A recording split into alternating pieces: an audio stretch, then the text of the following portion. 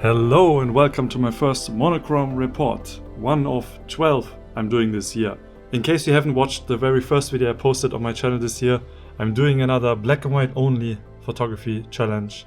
It's not really a challenge, I did it already before in 2020 and I wanted to do it again this year because I have some personal things coming up and working on some projects, and I really want to deepen my understanding of monochrome photography. So I'm recording this on the third day of this year, so January 3rd, and I am in Sweden right now in Gothenburg.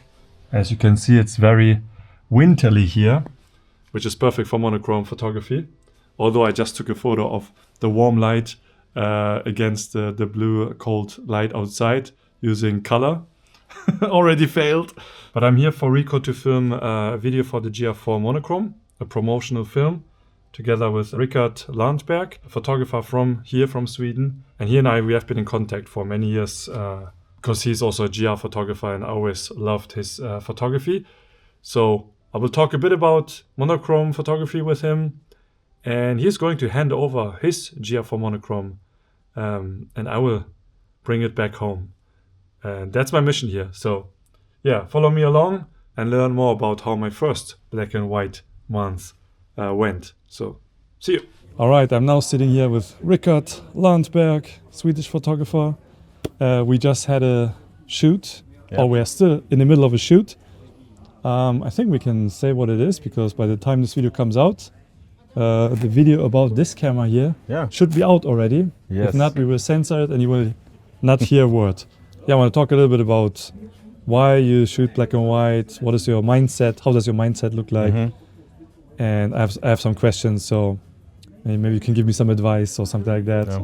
So, how would you describe what you do with photography? I would describe it like personal documentary, maybe. Yeah, and some landscape, but mostly personal documentary.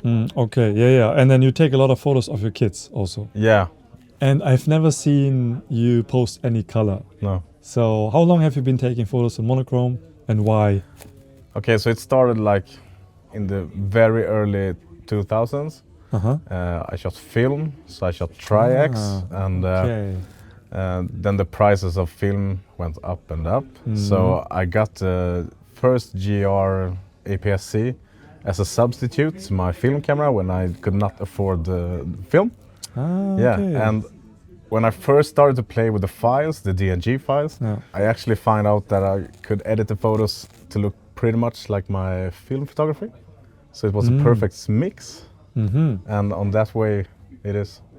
And then you have been always taking photos in black and white, never in color. I tried color. I tried color, but I couldn't make the photos look personal.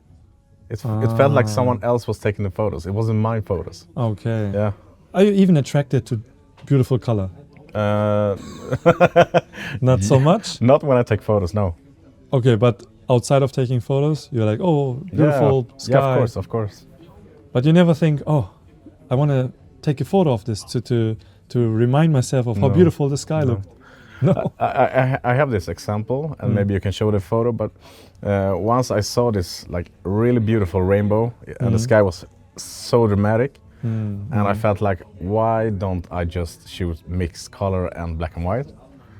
But I took the photo in black and white, and when I got home and got it on my computer, and I saw, the bright white rainbow instead of all the colors, I was like, okay, I can do this, but without color.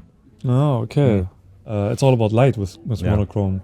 Like, if you don't have color, then really it's just light and shadow, as cliche as that sounds, but it's like the ultimate, purest form of photography. You're just recording light. And color is just light bouncing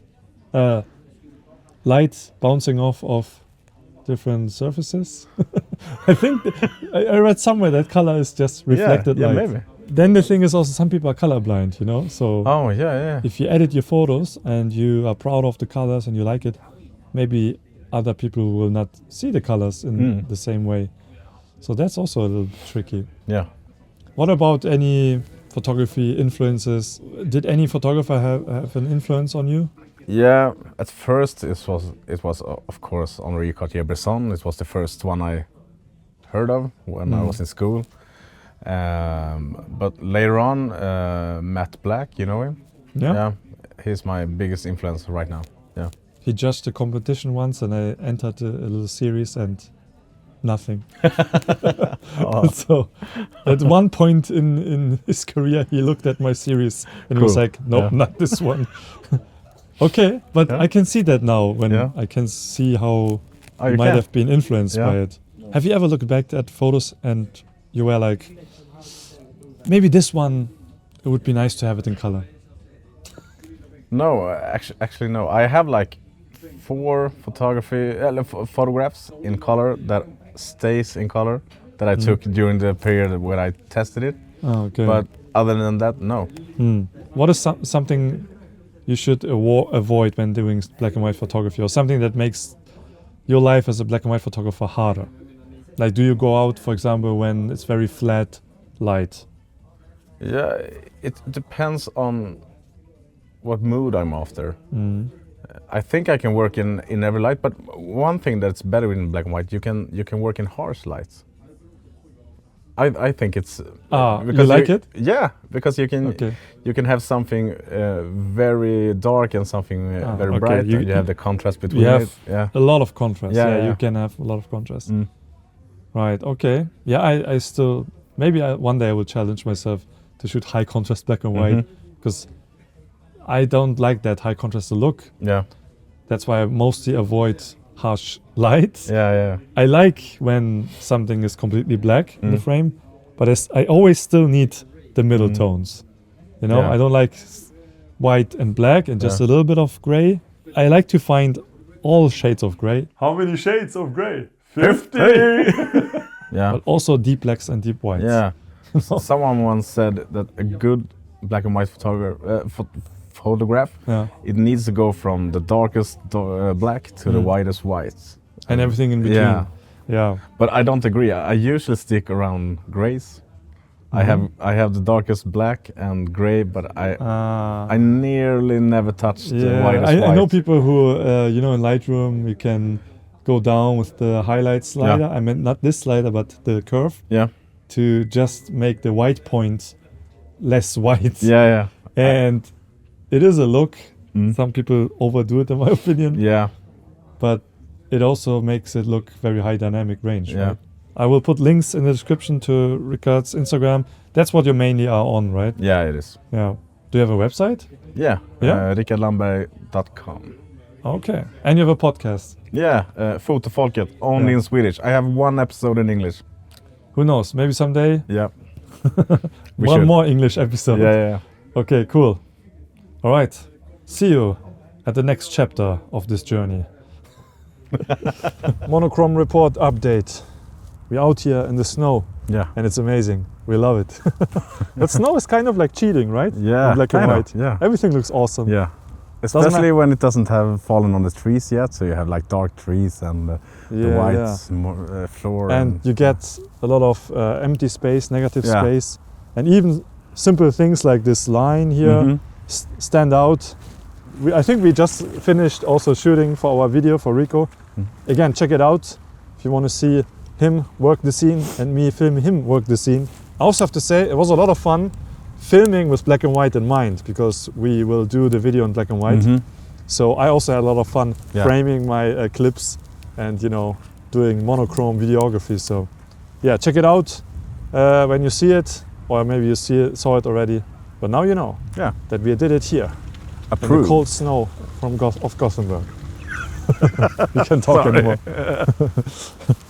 All right, it's the end of January and it's time for my first monochrome report, which you're already watching. But now we are going to look at some photos. I'm going to show you all the photos I took this month from beginning to end.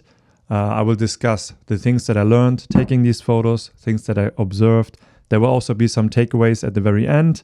And then I will talk about what's going to happen in February and what I'm going to do moving forward during this monochrome only year. Okay, here are all the photos from January, and this is basically how my monochrome reports are going to look like. I will try to have some guest photographers every now and then and hear from their perspective, but it's going to be mostly me showing you photos and talking about my experience. Maybe I challenge myself shooting in a different style and then I will discuss the results here using my favorite program besides Photoshop, which is called Miro. This is like a visual board which I use to sequence images, to do things like this. So you may have noticed that not all images in this sequence are monochrome. Why is that? Didn't you say you're only going to take photos in monochrome? Yes, I did, but I also have projects going on that I already started in color, which I'm going to obviously continue to do in color. But I did try to focus on monochrome a bit, even with those color projects, but I will talk about it in detail later. So let's zoom in and look at the first photograph of January. So it's a simple photo out of my car. So this was very early morning. I just dropped off my son at kindergarten and I was driving back home, and it was a very foggy morning, which is always great for monochrome photography. I had my GR4 in my pocket, took a quick photo through my window. It's not super sharp because I was taking this through my car window, which wasn't super clean. But sharpness is not everything. Here it's mostly about the mood and the landscape and the light. And then we have some photos from New Year's Eve, which technically are December photos. But to me, this was the start of my monochrome journey this year. And here's my son with his friend playing with some fireworks, kids-friendly fireworks, of course. And we visited some friends and we just saw the street here. There were some people doing some fireworks. Just a bit of smoke here and a silhouette. Then we saw some fireworks. This was around 11 p.m. maybe, 10 p.m., 11 p.m. My son is not old enough yet to stay up all night. So we went back home after that. And this is just a quick photo before we got into our car. And these are all GR4 photos again. This was during a train ride. I was with my son. He brought some toys. And I noticed the reflection, like how the table would bend in the reflection. Just played with the composition a bit. Yeah, it's just a snapshot. And then it was time to go to Sweden to film the video for Rico, the GR4 Monochrome launch video, and meeting Rikard Landberg. And of course, when I'm at the airport, I also need to take some photos, document the journey. This is the Hamburg airport. And this is where a snowstorm started in North Germany. And my flight was delayed because of that. My luggage was lost. A lot of things happened that made this whole project very difficult. I had to transfer at Brussels airport. And this is just a snapshot of a tree or Christmas tree. And then we are at my hotel in Gothenburg. I showed you a color photo in the beginning. This is the monochrome version of it. More photos of the hotel. This is another hotel because we had to book another room in a different hotel because we needed a location to shoot the interview. And inside they had this huge hall with these lights and just looked cool in monochrome. And this is back at our hotel. And here's our hotel from the outside, just the entrance. Really cool hotel. If you're ever in Gothenburg, highly recommend Hotel Draken. Here are some window views from the hotel. This was one side very early in the morning. Not a lot of light. And this is the other side. Yeah, and you can basically see almost all of Gothenburg here. And these photos were all taken with the GR4 again, not the monochrome, because Rikard was using his, which later I was able to bring home. The city was very empty because of the snow and because we started also very early to go out to work on the video. So this is just a snapshot of the city. And this is our hotel from a distance. So obviously we were busy filming the video for Rico, but every now and then I would also take some photos, especially when there would be some, very minimalistic scenes. So this is something that Rikard also took a photo of. And yeah, it just works very well in monochrome. It's very simple. But yeah, obviously snow really helps with monochrome photography because you get this very even background or very even spaces around your subject. A little BTS shot here. You can see both of us outside taking photos. And this is the hotel view again at night. In color, this would be a very warm photo, which also can work very well. But I think in monochrome it does work because you can see all these little window lights and the contrast and the texture here, to me, feels very pleasing. Then I took some photos with my Nikon ZF, which I was using to film the video. So I was just taking photos with my video setup. I had the Landberg Chimera 75mm on it. Whenever there was a scene where Rikard was looking especially good on camera, I took some photos also for him, but also for us as a memory. Here's a photo of him using the GR4 monochrome. I like the reflection and how the light here is repeating. Here's some product photos of the GR4 monochrome. And then we took a selfie. Obviously we had to, a photo for us with our hotel in the background. And I put the Nikon ZF on my backpack. I had the 24-70 on it, which is weather sealed, so no problem. And I think we took this photo using a timer. And obviously monochrome works well here because you have very little information, or there's not much information, not more information than what you're seeing. All I wanted to capture is us with our cameras and our hotel in the background. For that, monochrome also worked very well. Yeah, and now we are entering into some color photos, which I'm only going to show you to make you see how some projects just don't work in monochrome.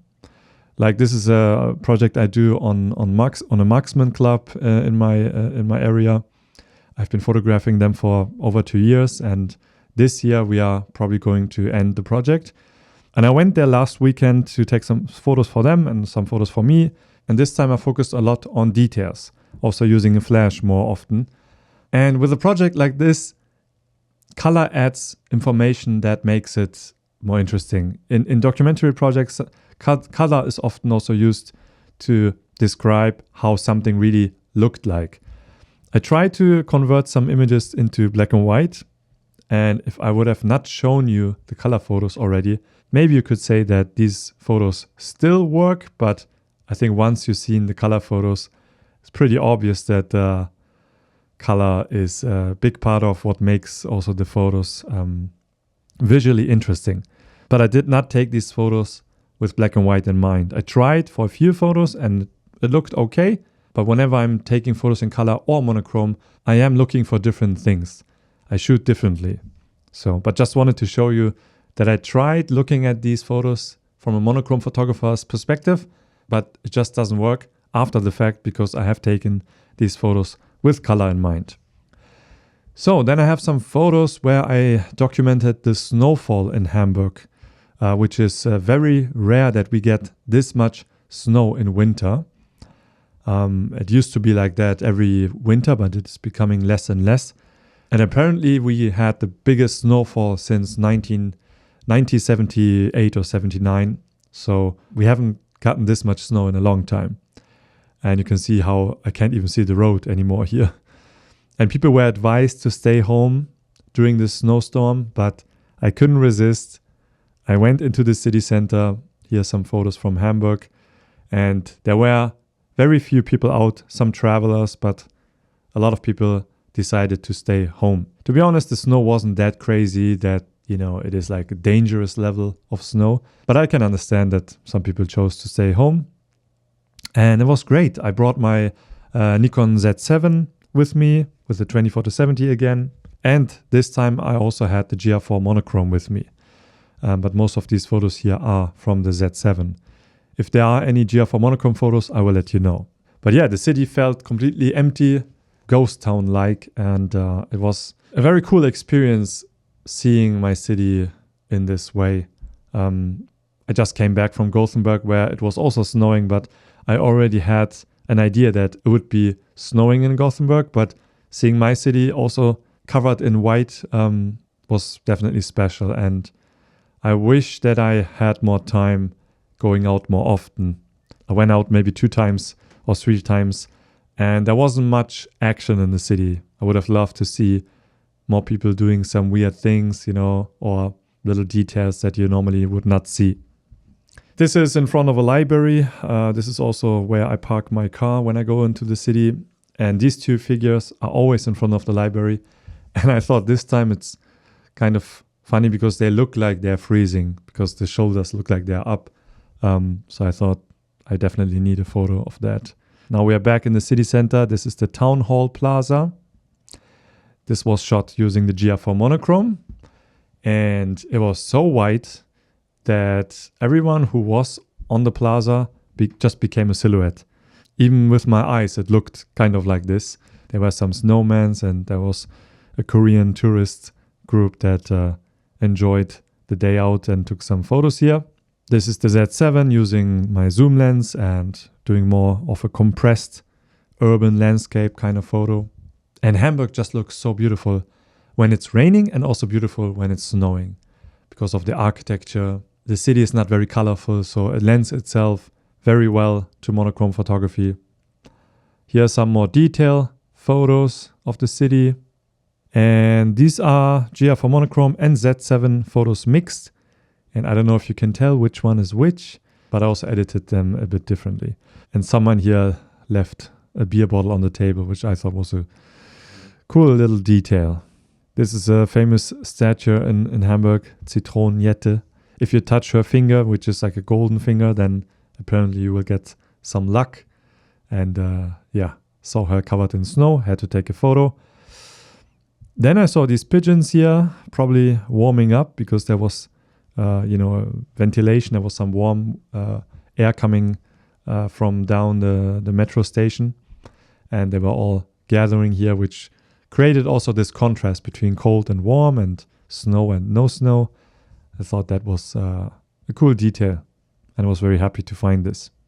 Yeah, very close to that is also another location I often go to. Usually there are a bunch of people feeding the swans or the pigeons, but this time there were no people at all, just pigeons. I made them all fly and took a photo here, but that's all I did here. Some more detail photos of the city. I thought this was kind of funny how only the face of this politician was covered in snow. Yeah, a lot of snow here. This is outside of a restaurant. And this is back at the library. And I really like this photo. I don't know exactly why. Because it kind of looks like there's a story going on. Like this pigeon on the left maybe is very angry. Maybe complaining about something and all the other pigeons are looking down at him. Kind of like, oh, what is he up to again? I don't know. Also in terms of the contrast and the shapes and the lines, I feel like it works well in monochrome. And if you zoom out, the more you zoom out, the more you can see the different shapes, which is a good technique to do when you do monochrome photography, is to zoom out a bit and see if the photo is still recognizable, like the shapes and the composition. Yeah, very minimalistic photo here of some stairs covered in snow. I also went to the harbor, and these are stairs that were covered with snow. I saw some landmarks of Hamburg sticking out, and then I waited for someone to fill this side of the frame. And this is GR4 monochrome again. Last photo of this snowstorm day back at the library. Really like this one for the atmosphere, but it's mostly because of the snow. And I like that this guy is walking here. Yeah, I like this one. So last 3 photos. I went to a church because I needed some more sample photos for my GR4 monochrome review. And this is the St. Michael Church. Yes. It's a very pretty church, which only has natural light in it, some candles. This was a very dark scene here, so I had to raise up the ISO and use a very slow shutter speed. But I was interested in seeing all the shadow play and, the architecture, how it plays with the light. Here's some seats, and the light was very soft here. Not a lot of contrast, but even low contrast can work sometimes. Yeah, and then I saw this lamp and it was very dark here. And I wanted to highlight something that I forgot to talk about in my GR4 monochrome review. Because basically when it comes to the photographic result, it doesn't matter too much if you're using a monochrome sensor or a color sensor where you convert the photos into black and white. In the end, almost nobody will tell the difference. The difference is more in the high ISO performance, a little bit of increased details with a monochrome sensor. But this is a good example where I think a monochrome sensor also does benefit an image or the result. I don't know if it comes across here because I'm sharing my screen, and oftentimes when I'm sharing my screen, the contrast is enhanced even more. But even though this is a very low-key, dark image with a lot of shadow, you can still see what is in the shadow. There's a lot of shadow detail. And this is something the monochrome sensor can help with because it has more pixels to render the shadow details. Like when you have a color sensor, then you're basically using a bunch of pixels for one color, for each color. So you lose out on some details and it becomes more of a soft mix of dark parts in the frame. It's not as clear as here. And even though this is a very low-key image and the shadows are very dark, you can still see a lot of texture and details. And I think that you won't be able to do this with a color sensor. Not to this degree. You can get close to it, but I'm pretty sure the monochrome sensor will help you bring out the details if you want that. If you just want to crash the blacks, then obviously you can do that with any sensor, also with this one. But if you want this high fidelity in the shadow area, that's something where a monochrome sensor can definitely help. So I like this one just for the dynamic range and for the mood, and yeah. Okay, this is the last photo. Now let's talk about some takeaways from my first month of doing this 2026 monochrome challenge. Yeah, obviously the light is everything, especially in monochrome photography where you don't have color. Of course, color is also just reflected light, but light becomes the main star of your monochrome photograph. Even if it's just a little light, if it's flat light, low contrast light, that's also light. Snow is amazing for monochrome photography. I mean, this was kind of a given. I talked about this already, but color is information. And for documentary projects, information is beneficial. But for monochrome photography, it can be too descriptive. And the reason I decided to do this monochrome year is because I feel like when I take photos in monochrome, I can show you more of myself. When I take photos in color, I become this documentary photographer. I want to show you how things look like. But when I take photos in monochrome, I want to show you how something felt like. And the scene becomes more of an interpretation of what I was seeing. Monochrome only cameras help for focus. So I talked about this already, but having a dedicated monochrome camera helps you focus on monochrome as a medium because you have no option. I already knew this from my experience testing the Pentax K3 monochrome. But now that I have the GR4 monochrome available to use, although I have to send this back soon, this is just a sample unit, but I will be given another loaner soon. Now that I have a monochrome sensor again, I don't bring my GR4 with a color sensor with me just in case I have color. Because I look for different things when I do monochrome photography.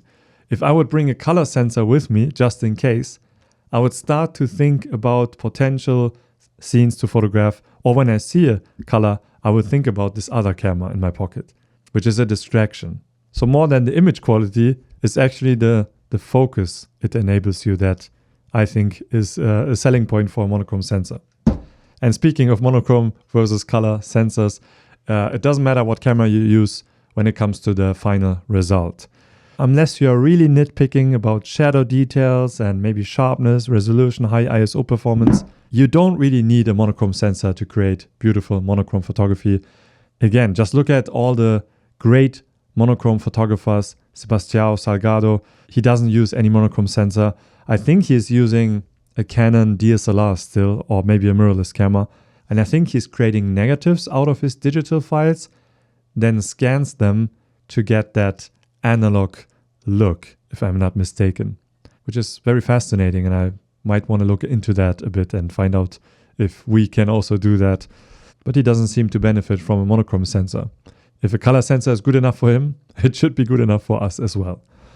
Yeah, these were most of the images I took in January. I have some more photos of my son and my family, which I'm not going to share here, but these are mainly the photos I took with monochrome in mind. And going forward in February, I have planned to take photos of very colorful events. I wanted to go to Cologne in February because there's a big carnival happening every year. And it's a very colorful event, and I thought it would be fun doing a monochrome workshop over there and taking photos in monochrome at this carnival event. But unfortunately, I got in another job that is a bit more important which I have to work on. So I won't be able to be in Cologne. But next weekend, I have something similar to that, which is also an ongoing project of mine, which is this Faslam tradition, which is our northern Germany version of the carnival. It's a bit different because it has a history with farming, but that's another colorful event that I have been photographing in color. And this time I want to set my cameras to monochrome, the preview. Of course, I'm still going to take photos in RAW, but that's going to be fun, taking photos with monochrome in mind. And I'm probably going to film a bit of POV so that you can also see me take photos at this event. So this is coming up in February, and then that's basically it. I think I'm going to start talking about some photographers that inspire me, some monochrome photographers, and include them in these monochrome reports. I have a big list of photographers that I want to talk about because I think we can all learn from them, especially when it comes to how to see in monochrome. So yeah, stay tuned for that. This was my first monochrome report, 1 of 12 this year. And so far it has been easy. It feels natural. I don't miss color yet, but this is just the beginning.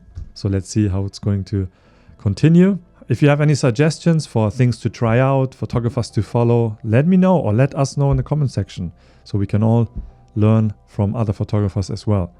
Yeah. All right. Thank you for watching, and I see you at my next report. If not before that. Most likely before that. All right. See you soon. Ciao, ciao.